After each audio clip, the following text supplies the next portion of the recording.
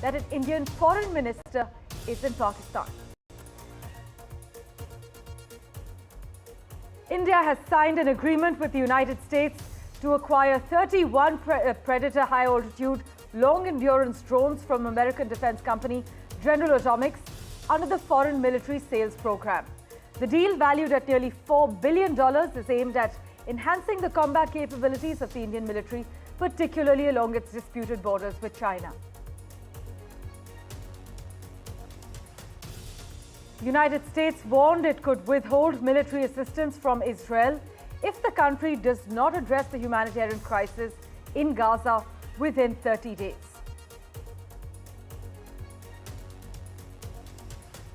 And the Biden administration believes it has won assurances from Israel that it will not hit Iranian nuclear or oil sites as it looks to strike back following Iran's missile barrage earlier this month. Russia has reportedly formed a special battalion composed of North Korean soldiers, with at least 18 of them already fleeing their posts near the border of Bryansk and Kursk regions in Russia, according to sources within Ukrainian intelligence services.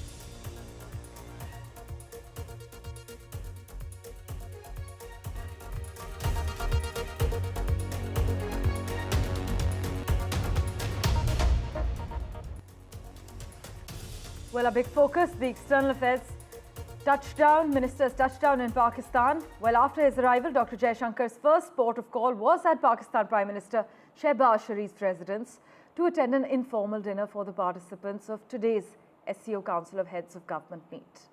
Now, the main event of the SCO meeting is scheduled for today, where leaders will discuss enhancing security cooperation and strengthening economic ties among member nations. But among the notable attendees at the SCO Summit are China's Premier, Russia's Prime Minister, Iran's First Vice President, and the Prime Ministers of Kyrgyzstan, Belarus, Kazakhstan, Tajikistan, and Mongolia. But as discussions unfold, the focus will be on not only addressing regional security challenges, but also fostering economic partnerships that can benefit member states amidst ongoing geopolitical tensions. Dr. Jaishankar's visit has not raised expectations of any breakthrough, though, but some in the neighborhood argue that this SCO meet does at least allow both India and Pakistan to have a chance for contact, which is rare in these strained times. Well, for further clarity, we have with us at the moment, joining us live currently, Jitendra Nath Mishra, former ambassador and professor at OP Jindal Global University. Thank you so much, sir, for making time for us. Now, while Pakistan has welcomed Dr. Jaishankar as a good host, neither side has sought a bilateral meeting. But sir, what do you have to say about this adaptability to minimal engagement, where both sides participate in multilateral fora and exchange perspectives, but actually maintain almost zero bilateral contact? Well, thank you very much for the invitation for the show. The first thing to note is that Minister Jaishankar, a few months ago, I think, made a very important statement that was not properly analyzed in the media. He said that we are ready to respond to moves made by Pakistan, whether positive or negative. And he's made a statement, I think yesterday or the day before yesterday, that there will be no talks with terror. Without terror, no talks can take place. So the bottom lines are very clear. The formal position of India remains as it is, but he's opened the door just a little bit that if there are positive moves, we will respond to them. So therefore, a multilateral meeting, as always in diplomacy, gives you some kind of an escape route to shift slightly from your formal position and to start some kind of a conversation, even a handshake and a meal together, and that's how doors are opened. Right. So I don't read more than that into this. Pakistan has more incentive at this point of time to talk to India. Remember, it's 1/10 the size of the Indian economy, and the differential in power is increasing. And therefore, Pakistan and India cannot be in a state of equivalence, which is what Pakistani fantasists have been talking about for 76 years after independence. We are strategically the equal of India. However, they also have nuclear capability, which also is an equalizer. So considering all these factors, perhaps India wants to calm things down. Remember, we are having some kind of a renewal of interest in some kind of a proper dialogue at the political level with China also. And we want to become Viksit Bharat. In 2047, we want to achieve great things in our economy. So if you want to do that, you have to pacify your neighborhood. So therefore, I think it's a very smart move. But what will happen, we don't know. But my suspicion is, I suspect that there will be some kind of a conversation. Some kind of a conversation has always been going on, whether overtly or back channel. Right, sir. But at the current moment then, do you agree that Pakistan's domestic political turmoil and uncertainty mean that it's not just a question of whether the SCO meeting is an appropriate forum to build bridges, but also of who to build those bridges with? And can this touchdown of Dr. Jaishankar's be the first step in a long road to actually better ties between India and Pakistan then? Yes, it can, provided that the military in Pakistan also comes on board. I think you are referring to the turmoil and the power centers. Yes, and I think it looks like to me that, remember that the manner in which the present government in Pakistan came into power had the blessings of the military, which is the real establishment, so to say, in Pakistan. So the military plays a very important role in strategic matters and in foreign policy. So I think that is there, that level of support is there. Of course, the military will not talk about it openly. They will make it appear as if it's a civilian leadership that is taking the initiative. But nothing happens without they being consulted. But that doesn't mean that it's strategic. It could be just tactical, because as you said, when Pakistan is going through so much of domestic turmoil and so many problems with Afghanistan, which I had predicted long ago, that Taliban, just because the Taliban comes to power, doesn't mean that the differences will go away over the border, for example, the border disputes. So they also want to pacify the Eastern Front. They have also an interest in doing that because they have to recover economically.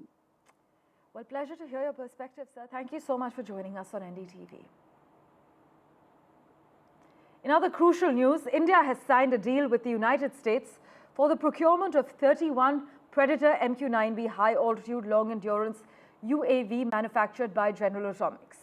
But this development comes less than a month after Prime Minister Modi and US President Joe Biden held talks about the acquisition of the drones on the sidelines of the Quad Leaders Summit held in Delaware.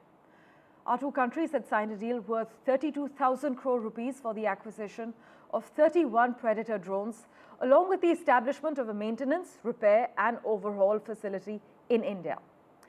Now, this deal will enhance the surveillance capabilities of the Indian Armed Forces. But what exactly are the features of the MQ-9B drones and the significance? Here's our report.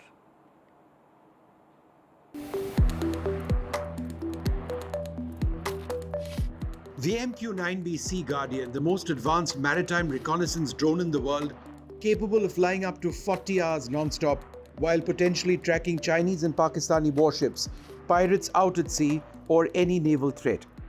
The Navy will get 15 Sea Guardians, while the Army and Air Force will get 8 Sky Guardian drones each, meant to keep an eye out along the Himalayan frontier. The total value of the deal is 32,000 crore rupees, and the first drones will start entering service in about 4 years. The MQ-9B is the world's best military unmanned capability for doing that. So with a very high endurance as well as a very high altitude at which it can operate, equipped with long-range radars for detecting and targeting ships at sea or military equipment on land. They're equipped with long-range SIGINT and ELINT sensors, large aperture video sensors, etc., with long-range and short-range potential of carrying weapons. The Sea and Sky Guardian drones, which will also be maintained, repaired and overhauled in India as part of the deal, will be a huge boost for India's armed forces. These come at a time when China, the world's largest drone manufacturer, has deployed a host of new drones in Tibet, all directed at India as these satellite images broadcast on NDTV show. The drones can also be armed with short-range missiles, though the primary role will remain persistent intelligence-seeking missions, when imagery, day and night, and through a host of other sensors, can be shared across platforms on a real-time basis. This will enable the Navy, Air Force and Army to react instantly to threats over land and out at sea when they emerge. Vishnu Shom for NDTV. Well, in other news, the United States has given Israel 30 days to boost aid to Gaza or risk some military aid cuts. The United States has warned Israel it has 30 days to increase access for humanitarian aid into Gaza or risk a reduction in some military aid. It comes as food aid was delivered into northern Gaza for the first time in 2 weeks, with the UN describing the situation as desperate. But you must note that the United States has also said that components for an advanced anti-missile system have begun arriving in Israel, with the Pentagon saying the system is intended to help Israel defend itself and will be operational in the near future. We have a reaction from the US State Department for you. Listen in. What we have seen over the past few months is that the level of humanitarian assistance has not been sustained. In fact, it has fallen by over 50% from where it was at its peak. So the Secretary, along with Secretary Austin, thought it was appropriate to make clear to the government of Israel that there are changes that they need to make again to see that the level of assistance making it into Gaza comes back up from the very, very low levels that it is at today. Meanwhile, Israel has assured the Biden administration that a planned retaliatory attack on Iran will not target nuclear and oil facilities, according to US officials, a promise sought by the White House to head off further Middle East escalation and to avoid a potential oil price increase. The pledges came in a call between President Biden and the Israeli Prime Minister Benjamin Netanyahu last week, as well as in conversations in recent days between Defense Secretary Lloyd Austin and his Israeli counterpart Yoav Gallant.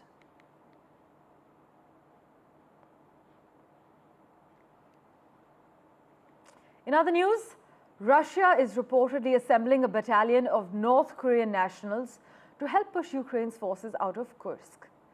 As reported by Ukrainian outlet Liga, citing a source in Ukrainian military intelligence, Moscow will staff its newest outfit with troops sent over by Kim Jong-un.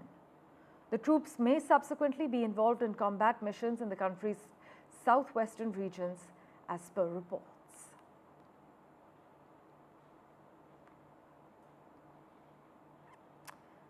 Well, to the UK now, an undercover police officer has admitted that he spied on UK's Prime Minister Keir Starmer while he was a radical barrister. This is what a public inquiry has heard. The police spy has said that he accessed confidential details of the legal advice that Keir Starmer was giving to two environmentalist campaigners in the well-known McLibel case in the early 90s, and the contents of the advice were then relayed by the spy to his managers in a covert Scotland Yard unit, the inquiry was told.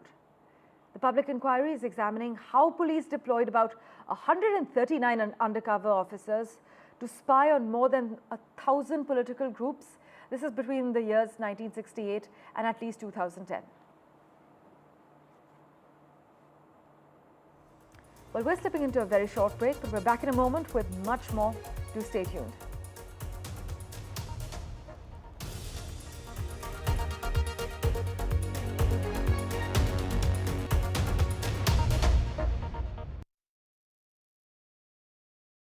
Colour भी मेरा ही favourite मिला Dulux Velvet Touch with True Color Technology feels like home.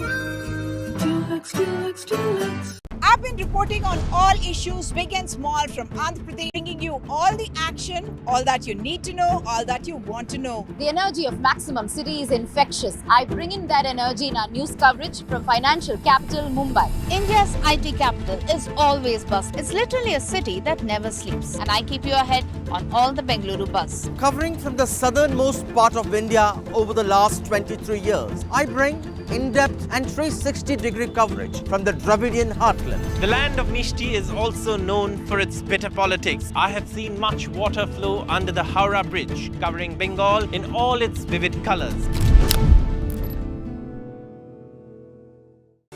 Stay informed and entertained with the new and updated NDTV News app.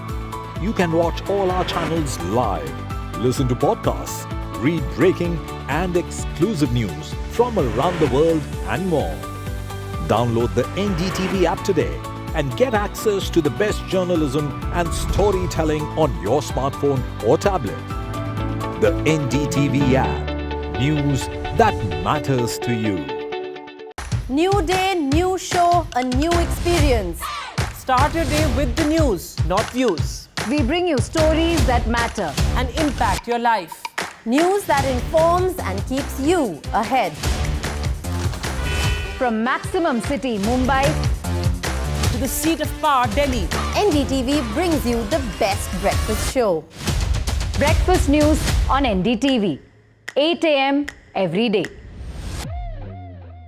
I've been reporting on all issues, big and small, from Andhra Pradesh, Telangana, rest of South India, bringing you all the action, all that you need to know, all that you want to know. The energy of Maximum City is infectious. I bring in that energy in our news coverage from financial capital Mumbai. India's IT capital is always buzz. It's literally a city that never sleeps. And I keep you ahead on all the Bengaluru buzz. Covering from the southernmost part of India over the last 23 years, I bring in-depth and 360-degree coverage from the Dravidian heartland. The land of Mishti is also known for its bitter politics. I have seen much water flow under the Howrah Bridge, covering Bengal in all its vivid colors.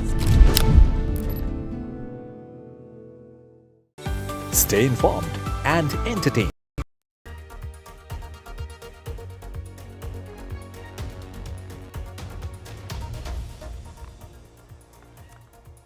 Well, now to the menace of hoax calls impacting flights. Well, an Air India direct flight from New Delhi to Chicago was diverted to Canada following a hoax bomb threat which was posted online. A total of 10 flights have been grounded in less than 48 hours after receiving hoax threats. And yesterday, the Air India Delhi-Chicago flight, the Dammam-Lucknow Indigo flight, the Ayodhya-Bengaluru Air India Express, a SpiceJet flight from Darbhanga to Mumbai, and an Akasa Air flight from Bagdogra to Bengaluru, along with an Alliance Air Amritsar-Dehradun Delhi flight and an Air India Express flight from Madurai to Singapore received bomb threats. Vishnu Shom has the lowdown for us and what the security agents are doing to tackle this entire problem. The Singapore Defence Minister has made a statement, a tweet, where he said that two Singaporean Air Force F-15 fighter aircraft escorted an Air India Express aircraft which was on a flight from Madurai to Singapore away from populated areas. That aircraft was eventually allowed to land at Changi International Airport in Singapore more than 1 hour, 14 odd minutes after it was scheduled to land, despite having taken off on time. Obviously, there was a diversion. The aircraft was, it was obviously making circuits at a certain stage. Once it did land, it was handed over to the police over there. There were bomb disposal squads which were deployed. So Singapore taking this threat of this bomb threat very, very seriously indeed. This on a day when, if you add up all the numbers, there were 7 flights which were impacted by bomb threats, hoax calls, and there were 3 yesterday. So in a period of less than 48 hours, you've had 10 flights, all Indian airlines, which have been impacted. One of them was an ultra-long-haul flight between New Delhi and Chicago, which had to land at a remote airport in northeast Canada. You've had a flight yesterday between Mumbai and John F. Kennedy Airport in New York having to divert to Delhi. So it is a very serious concern. And, this was as a result of a particular social media account. I believe there was one, there could be more, which was making these very specific threats, naming airlines and particular flights on particular routes. And it's as a result of this that all of the airlines took, precautionary measures and decided that the flights have to land. In some cases, the flights were not on the air, so there were delays. But everybody was very careful about what the overall situation was. Meanwhile, US aircraft manufacturer Boeing unveiled measures meant to replenish its cash flow, including an intention to raise up to $25 billion as it navigates recurrent production problems and a major US strike. In a regulatory filing, the aviation giant indicated plans to raise the funds by selling stock and debt It also earlier announced that it was in an agreement to obtain $10 billion in credit from multiple banks. Well, let's switch our attention now to the significant move to strengthen ties between our countries. Australia has launched the Working Holiday Maker Visa. My colleague Disha spoke exclusively with the Assistant Minister for Immigration on how this visa will benefit young Indians. Here's what he had to say. A day after Australia launched its new Working Holiday Maker Visa, we have with us Australia's Assistant Immigration Minister, Matt Thistlethwaite, joining us on NDTV to discuss what these visas mean for Indian students. So as you know, you've recently announced this new Working Holiday Maker Visa. So could you tell us a little bit about how you think Indians will benefit from this and what the Australian government is actually aiming to do with this visa? This is a cultural exchange visa. It's an opportunity for young Indians between the ages of 18 to 30 years to come to Australia for up to 12 months and to work and to see our great country. It provides those opportunities for cultural exchange between our two great nations, for young Indians to travel the breadth and depth of Australia, to get an appreciation for Australian culture, and then perhaps provide further opportunities for study later on down the track. Right, and you also mentioned the mates visa, and we also discussed earlier that there's a skill gap in Australia. So how do you think these visa opportunities are going to help Indians firstly travel to Australia and address these skill gaps? Yeah, the mates visa is about trying to attract some of the most talented young Indians who are working in fields such as artificial intelligence, in renewable energy, in mining, in engineering, to undertake postgraduate study in Australia with opportunities to work in those fields. And there's a demand for this type of skill and this type of labour in Australia. So both of our nations can benefit from this mates arrangement, and I'm very, very pleased to be able to be here today at Amity University to promote that opportunity for young Indians. Right, but these visas come at a time when, Australia's immigration rules have also seen certain reforms, certain post-study work rights have been reduced, there's been an increase in financial requirements. So do you think, in a sense, students could look at alternative, countries to opt for further studies, or do you think these visas will continue to attract students to Australia? Yeah, after COVID, Australia had a very large increase in international visitors in a number of visa categories. So the government developed a longer-term strategy to make sure that we're guaranteeing quality outcomes for international students at Australian universities and technical colleges, and indeed better outcomes for skilled migrants who come to Australia as well. So it's about quality assurance, it's about a better experience for people who are coming from all over the world, and ensuring that the system is sustainable and that it has broad support in the Australian community. Thank you so much, Minister, for speaking to NDTV. My pleasure. Thank you. Thank you for investing your time and watching this edition of The World 24/7. We'll keep tracking the latest updates for you. Do stay tuned.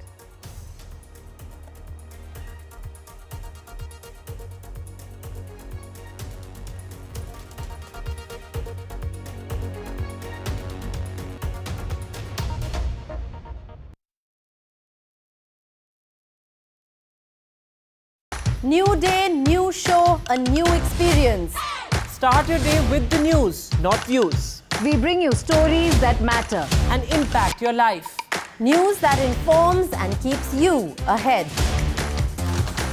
From Maximum City, Mumbai, to the seat of power, Delhi, NDTV brings you the best breakfast show. breakfast news on NDTV, 8 a.m. every day.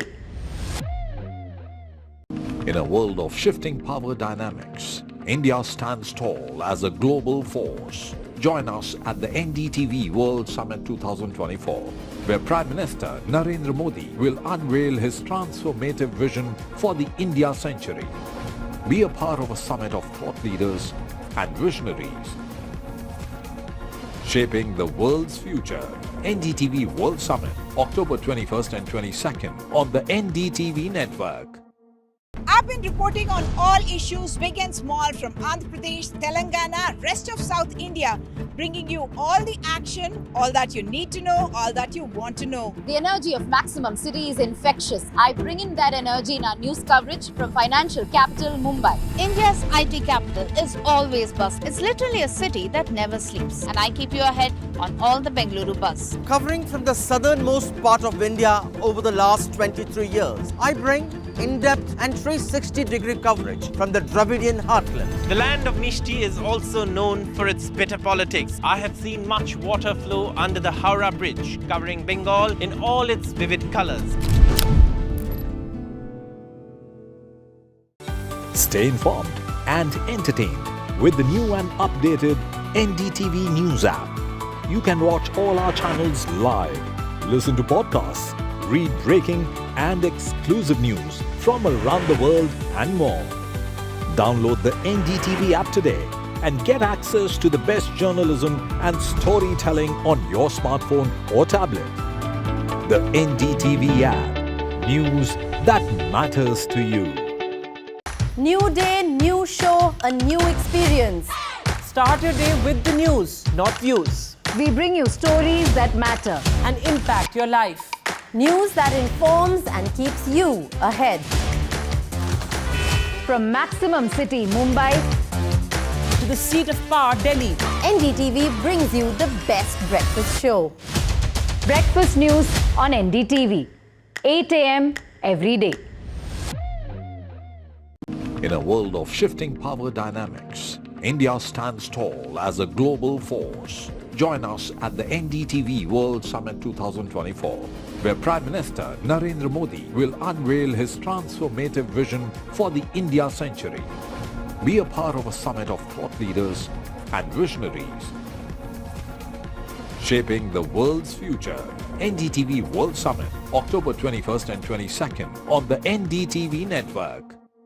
I've been reporting on all issues big and small from Andhra Pradesh, Telangana, rest of South India, bringing you all the action, all that you need to know, all that you want to know. The energy of Maximum City is infectious. I bring in that energy in our news coverage from financial capital Mumbai. India's IT capital is always buzz. It's literally a city that never sleeps. And I keep you ahead on all the Bengaluru buzz. Covering from the southernmost part of India over the last 23 years, I bring in-depth and 360-degree coverage from the Dravidian heartland. The land of Mishti is also known for its bitter politics. I have seen much water flow under the Howrah Bridge, covering Bengal in all its vivid colors. Stay informed and entertained with the new and updated NDTV News app. You can watch all our channels live, listen to podcasts, read breaking and exclusive news from around the world and more.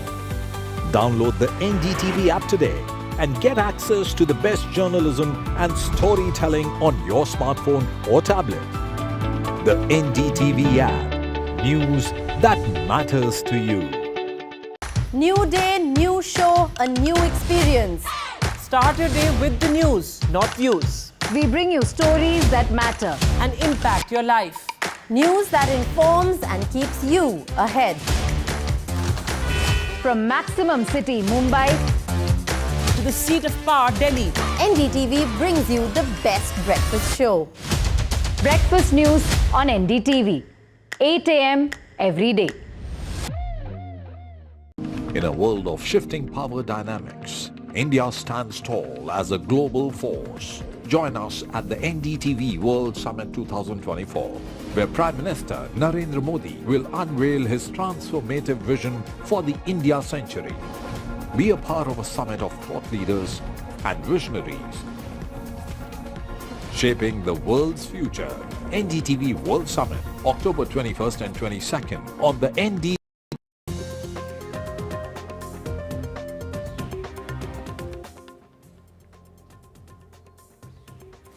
Hello everyone, welcome to Breakfast Show on NDTV. I'm Radhika Ramaswamy joining you from Mumbai, and we have Divya joining us from Delhi. We have tons lined up in the next 1 hour. In fact, after poll date announcement, Maharashtra parties in a huddle. Also in Delhi, last minute pollution control measures